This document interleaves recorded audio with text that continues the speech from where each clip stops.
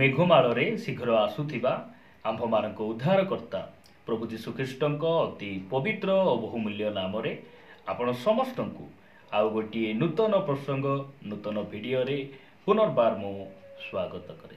ପ୍ରତିଦିନ ପରମେଶ୍ୱରଙ୍କ ବାକ୍ୟକୁ ନେଇ ଆପଣମାନଙ୍କ ନିକଟରେ ଆସିବା ୟୁଟ୍ୟୁବ୍ ମାଧ୍ୟମରେ ଆପଣମାନଙ୍କ ସହିତ କଥାବାର୍ତ୍ତା କରିବା ସାକ୍ଷାତ କରିବା ଏହା ଆମ ପାଇଁ ଅତି ଖୁସି ଆଉ ଆନନ୍ଦର ବିଷୟ ଅଟେ। परमेश्वर प्रति समय नुआ नुआ प्रसंग को नहीं आपण मान निकटरे आसवा से आम मान साहाय्य करुँच अनुग्रह करुँच प्रभु को मो हृदय सहित धन्यवाद दिए। प्रिय प्रभु लोक मैंने सबुदिन भली आज प्रभु वाक्यरू आम आउ गोटे प्रसंग अल्प समय ध्यान करने जा। आज आम जो प्रसंग कथबार्ता हेबा सही प्रसंगर शीर्षक है क्रूसरे हत जीशुख्रीष्ट किए अटंती। आज प्रसंग है क्रूसरे जड़े व्यक्ति निज जीवन को बलिदान कले, क्रूसरे जड़े व्यक्ति हत हेले सही व्यक्ति वास्तव में किए अटंती, सही जीशुख्रीष्ट किए अटंती। यही प्रसंग में आम परमेश्वर वाक्य अल्प समय कथबार्ता हेबा। प्रिय भाई भणी माने जदि आपण ख्रिस्टियन समाज अनेक भाई भणी मान को पचारे से जीशुଙ୍କ विषय रे यथेष्ट ज्ञान रही। जीशु कहार पुत्र, से केउठारे जन्म हेले, से केबे जन्म हेले, आज को केते शह वर्ष पूर्वे ए पृथ्वी को आसीथिले, तांकर सेवा कार्य से केमिति आरंभ कले, एही सब विषय रे से मानकर यथेष्ट ज्ञान रही। मात्र दुखर विषय है अनेक भाई भणी माने जीशु को से माने जानती ना। जीशुଙ୍କ विषय रे से मानकर यथेष्ट ज्ञान अच्छी, मात्र जीशु को जानती ना। जीशुख्रीष्ट कहले जे एकमात्र सत्य ईश्वर जे तुम्भको अर्थात तुम्भर प्रेरित ख्रीष्ट को जानिबा बा जीशुख्रीष्ट को जानिबा अनंत जीवन अटे। आमे अनेक विषय जानिबा अपेक्षा जदि आमे जीशु को जानिबा ताहेले आमे उद्धार पाइबा, आमर परित्राण हेबो, आमे अनंत जीवन पाई परिबा। अनेक समय रे एहा मध्य आमानकु प्रश्न करंती ख्रिस्टियन भाई भणी माने जे जीशुख्रीष्ट को जो क्रूसरे चढ़ा जाइथिला सेही क्रूस क्यों काठरे तैयारी होइतिला, सेही क्रूसर काठर से ओजन केते थिला, लंबा चौड़ा केते थिला, एई प्रकार प्रश्न मध्य आंभ मानकु से माने पचारंती। जीशुख्रीष्ट को जो क्रूसरे चढ़ा जाइथिला से क्रूसर काठ क्यों काठ थिला ताहा जानिबा द्वारा केते ओजन लंबा चौड़ा केते थिला ताहा जानिबा द्वारा आंभ मान किछि लाभ हुए नाही, किंबा ताहा न जानिले आमर किछि क्षति मध्य हुए नाही। किंतु सेही क्रूसर कथा, क्रूसरे जो व्यक्ति निज जीवन को देले जदि आमे ताहांकु जानिबा ताहेले आमानको जीवन धन्य हो जिवो, आमानको जीवन उद्धार पाइबो, आमे अनंत जीवनर अधिकारी हेबा। प्रिय प्रभुଙ୍କ लोक माने आज आमे अल्प समय कथबार्ता हेबा। मु आपण मानकु कहिबा पई चाहे जे क्रूसरे निज जीवन को जे बलिदान करथिले, क्रूसरे जहांकु हत करागला सही व्यक्ति अर्थात सही जीशुख्रीष्ट किए अटंती। आज आम वाक्य अल्प समय कथबार्ता हेबा। मो सहित आपण माने साधु पाउलଙ୍କ पत्र रोमियो पुस्तक 14 अध्याय को आसिबे। 14 अध्याय 9 पदरे साधु पाउल ए प्रकार लिखंती, कारण ख्रीष्ट जेपरी मृत और जीवित उभयଙ୍କ प्रभु हुंती सही उद्देश्य रे से मृत्यु भोग कले पुणी पुनर्जीवित हेले। यह केते स्पष्ट अटे।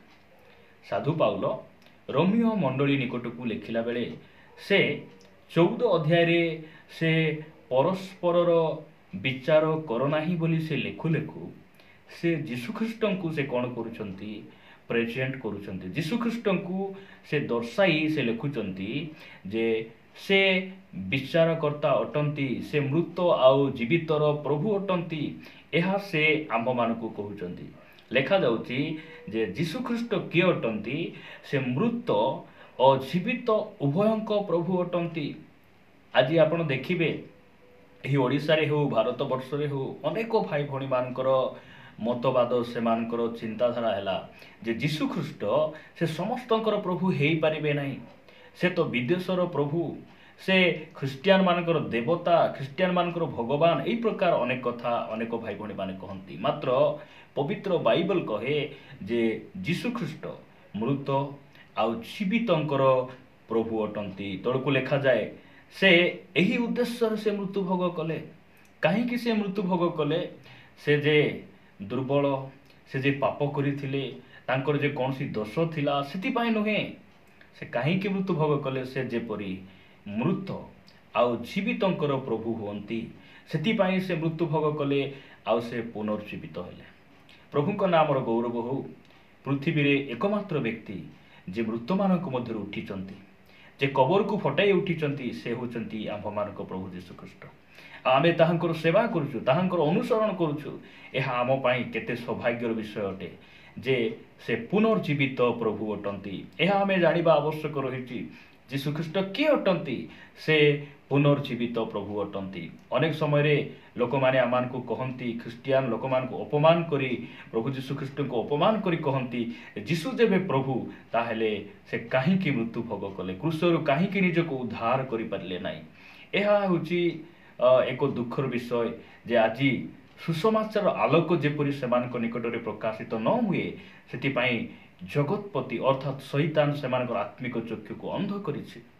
ପ୍ରଭୁ ଆମମାନଙ୍କୁ ଅନୁଗ୍ରହ କରି ତାଙ୍କର ସତ୍ୟତାକୁ ସେ ଜଣାଇଛନ୍ତି। ତାହାଙ୍କ ନାମର ଗୌରବ ହଉ କି ପ୍ରଭୁ ଯୀଶୁଖ୍ରୀଷ୍ଟ ସେ ମୃତ ଜୀବିତ ଉଭୟଙ୍କ ପ୍ରଭୁ ଅଟନ୍ତି, ପୁଣି ପୁନରୁତ୍ଥିତ ପରମେଶ୍ୱର ଅଟନ୍ତି। ସେ ଜୀବିତ ଅଟନ୍ତି, ସେ କବରରେ ନାହାନ୍ତି। ଆଜି ସେ କ୍ରୁଶରେ ତାହାଙ୍କ ଜୀବନ ସରିଯାଇ ନାହିଁ। ଯୀଶୁଖ୍ରୀଷ୍ଟ କୌଣସି ସୀମାରେ ସେ ନାହାନ୍ତି, ତାହାଙ୍କ ଭବିଷ୍ୟତ କବର ବାହାରେ ରହିଛି। ପୃଥିବୀରେ ଯେତିକି ସବୁ ରାଜା, ଜ୍ଞାନୀ, ପଣ୍ଡିତ, ଧନୀ, ମାନ୍ୟଗଣ୍ୟ ବ୍ୟକ୍ତିମାନେ ଆସିଲେ, ସେମାନଙ୍କର ଭବିଷ୍ୟତ କବରରେ ରହିଗଲା। ମାତ୍ର ଆମର ପରମେଶ୍ୱର କବରକୁ ଫଟାଇ ସେ ଉଠିଛନ୍ତି। କବରକୁ ଦିଫାଳ କରି, ଦିଖଣ୍ଡ କରି ସେ ବାହାରି ସେ ପୁନର୍ଜୀବିତ ହୋଇଛନ୍ତି। ତାହାଙ୍କ ନାମର ଗୌରବ ହଉ। ତ ପ୍ରଶ୍ନ ହେଲା ଯେ ଯୀଶୁଖ୍ରୀଷ୍ଟ ମୃତମାନଙ୍କ ପରମେଶ୍ୱର କେମିତି ହେଇପାରିବେ? ମରିଯାଇଥିବା ଲୋକମାନଙ୍କର ପ୍ରଭୁ ଯୀଶୁ କେମିତି ହେଇପାରିବେ?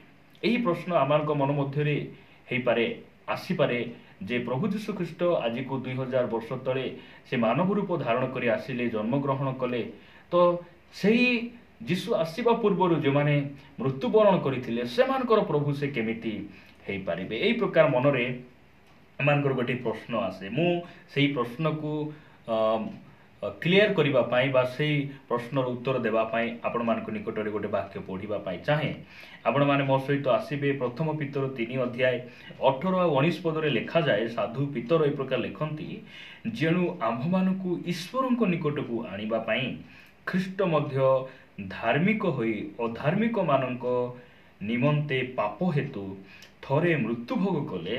ସେ ଶରୀରରେ ମୃତ୍ୟୁଭୋଗ କଲେ ସତ, କିନ୍ତୁ ଆତ୍ମାରେ ଜୀବିତ ହେଲେ।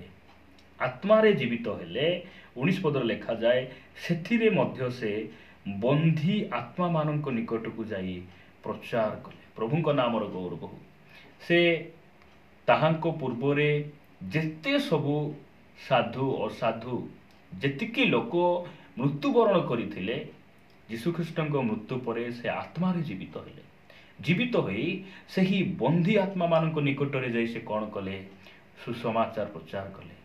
ଯେପରି କେହି କହି ନ ପାରନ୍ତି ଯେ ଆମେ ସୁସମାଚାର ଶୁଣି ନାହୁଁ, ଆମେ ଯୀଶୁଙ୍କୁ ଜାଣି ନାହୁଁ, ଆମେ କେମିତି ନହେଲେ ଯୀଶୁଙ୍କୁ ଆମେ ବିଶ୍ୱାସ କରିଥାନ୍ତୁ, ଯୀଶୁଙ୍କର କଥା ଆମେ ମାନିଥାନ୍ତୁ, ଯେପରି ବିଚାର ଦିନରେ କେହି ନ କୁହନ୍ତି, ସେଥିପାଇଁ ଯୀଶୁଖ୍ରୀଷ୍ଟ କ'ଣ କଲେ? ସେ ମୃତ୍ୟୁ ପରେ, ତାଙ୍କର ଶାରୀରିକ ମୃତ୍ୟୁ ଭୋଗ ପରେ ସେ ଆତ୍ମାରେ ଜୀବିତ ହୋଇ ସେ କ'ଣ କଲେ? ବନ୍ଦୀ ଆତ୍ମାମାନଙ୍କ ନିକଟରେ ଯାଇ ସେ ସୁସମାଚାର ପ୍ରଚାର କଲେ। ଯଦି ଆପଣ ସେଇ ପ୍ରଥମ ପିତର 4 ଅଧ୍ୟାୟ 5 ଆଉ 6 ପଦ ପଢ଼ିବେ, ଲେଖାଯାଏ, କିନ୍ତୁ ଯେ ଜୀବିତ ଓ ମୃତ ଲୋକମାନଙ୍କର ବିଚାର କରିବାକୁ ଉଦ୍ୟତ, ତାହାଙ୍କ ଛାମୁରେ ସେମାନଙ୍କୁ ନିକାଶ ଦେବାକୁ ହେବ। ଦେଖନ୍ତୁ, ପ୍ରଭୁ ଯୀଶୁଖ୍ରୀଷ୍ଟ କିଏ? ଅନେକ ଆମେ ଜାଣୁ ଯେ ସେ ମରିୟମଙ୍କ ପୁତ୍ର, ଯୋସେଫଙ୍କ ପୁତ୍ର, ସେ ସୃଷ୍ଟିକର୍ତ୍ତା, ସେ ଆମର ପରିତ୍ରାଣକର୍ତ୍ତା, ଉଦ୍ଧାରକର୍ତ୍ତା। ବହୁତ ଭଲ ବିଷୟ ଏସବୁ ଜାଣିବା। ମାତ୍ର ଏହା ମଧ୍ୟ ଆମେ ଜାଣିବା, ପ୍ରିୟ ପ୍ରଭୁଙ୍କ ଲୋକମାନେ, ସେ ବିଚାରକର୍ତ୍ତା ମଧ୍ୟ ଅଟନ୍ତି। ସେ ବିଚାର କରିବା ପାଇଁ, ଏହି ଜଗତର ବିଚାର କରିବା ପାଇଁ, ମୃତ ଆଉ ଜୀବିତ ଲୋକମାନଙ୍କୁ ବିଚାର କରିବା ପାଇଁ ସେ ଯଥାଶୀଘ୍ର ସେ ଆସୁଅଛନ୍ତି। ଏହାକୁ ଆମେ ମନେ ରଖିବା। ସେହି ବିଚାର ଦିନରେ ଆମେ ଯେପରି ଅନିନ୍ଦନୀୟ ହେବା, ସିଦ୍ଧ ହେବା, ସେଥିପାଇଁ ପରମେଶ୍ୱର ସୁଯୋଗ ପରେ ସୁଯୋଗ ଆମକୁ ଦେଇଛନ୍ତି। ପ୍ରଭୁ ଆମମାନଙ୍କୁ ଅନୁଗ୍ରହ କରନ୍ତୁ। ସେ ବିଚାର କରିବା ପାଇଁ ଆସୁଛନ୍ତି। ସେ ସମସ୍ତଙ୍କର ବିଚାରକର୍ତ୍ତା ଅଟନ୍ତି। ଲେଖାଯାଏ ସେ ଧର୍ମରେ ଜଗତର ବିଚାର କରିବେ। ତାହାଙ୍କ ବିଚାର ମଣ୍ଡଳୀ ଠାରୁ ଆରମ୍ଭ ହେବ। ସାଧୁ ପିତର ସେ ଲେଖୁଛନ୍ତି, ଆପଣ ପଢ଼ିବେ ସେଇ ପ୍ରଥମ ପିତର 4:17 କାରଣ ଈଶ୍ୱରଙ୍କ ଗୃହ ଠାରୁ ଆରମ୍ଭ କରି ବିଚାର କରିବା ସମୟ ଉପସ୍ଥିତ। ମଣ୍ଡଳୀ ଠାରୁ ସେ ବିଚାର ଆରମ୍ଭ କରିବେ, କାରଣ ଆମେମାନେ ତାହାଙ୍କୁ ଜାଣିଛୁ, ତାହାଙ୍କର ବାକ୍ୟ ଆମଠାରେ ରହିଛି, ପବିତ୍ର ଆତ୍ମା ଆମ ସହିତ ଅଛନ୍ତି, ଅନୁଗ୍ରହ ଅଛି, ପ୍ରଭୁଙ୍କ ଦାସମାନେ ଆମ ସହିତ ଅଛନ୍ତି, ମଣ୍ଡଳୀ ସହଭାଗିତା ରହିଛି। ସେଥିପାଇଁ ସେ ପ୍ରଥମରେ କ'ଣ କରିବେ? ମଣ୍ଡଳୀ ଠାରୁ ସେ ବିଚାର ଆରମ୍ଭ କରିବେ। ସେଥିପାଇଁ ଲେଖାଗଲା ଯେ ସମସ୍ତଙ୍କର ବିଚାର କରିବା ପାଇଁ ସେ କ'ଣ କରୁଛନ୍ତି? ସେ ଆସୁଅଛନ୍ତି, ସେ ଉଦ୍ୟତ ଅଛନ୍ତି। ଲେଖାଯାଉଛି 6 ପଦରେ ଲେଖାଗଲା, ପ୍ରଥମ ପିତର 4:6, କାରଣ ଏହି ଉଦ୍ଦେଶ୍ୟରେ ମୃତମାନଙ୍କ ନିକଟରେ ମଧ୍ୟ ସୁସମାଚାର ପ୍ରଚାରିତ ହେଲା, ଯେପରି ସେମାନେ ମନୁଷ୍ୟମାନଙ୍କ ସଦୃଶ ଶରୀରରେ ବିଚାରିତ ହେଲେ ହେଁ ଈଶ୍ୱରଙ୍କ ସଦୃଶ ଆତ୍ମାରେ ଜୀବିତ ହେବେ। କେଉଁମାନେ?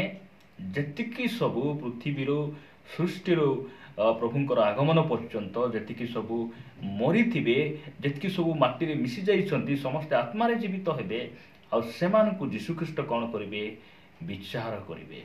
ସବୁ ବିଷୟ ସେ ବିଚାର କରିବେ। ସେଥିପାଇଁ ଯୀଶୁଖ୍ରୀଷ୍ଟଙ୍କୁ ଆମେ ଜାଣିବା ଯେ ସେ ଆମର ବିଚାରକର୍ତ୍ତା, ଆମର ଉଦ୍ଧାରକର୍ତ୍ତା, ଆମକୁ ପରମେଶ୍ୱରଙ୍କ ନିକଟରେ ଫେରାଇ ଆଣିବା ପାଇଁ ନିଜ ଜୀବନକୁ ସେ କ୍ରୁଶରେ ଦେଲେ। ଧନ୍ୟ ସେ ପରମେଶ୍ୱର, ଆମକୁ ପ୍ରେମ କରି ଆପଣାର ଏକମାତ୍ର ପୁତ୍ରଙ୍କୁ ଏହି ଧରାପୃଷ୍ଠକୁ ପଠାଇଲେ। ସେଥିପାଇଁ ଆମେ ତାଙ୍କୁ ଜାଣିବା, ତାଙ୍କ କଥାକୁ ଆମେ ମାନିବା, ଏହା ପରମେଶ୍ୱର ଚାହାନ୍ତି। ପ୍ରଭୁ ଆମମାନଙ୍କୁ ଅନୁଗ୍ରହ କରନ୍ତୁ। ସେହି ଯୀଶୁଖ୍ରୀଷ୍ଟ ସେ ଜଗତର ବିଚାର କରିବା ପାଇଁ ଆସୁଛନ୍ତି।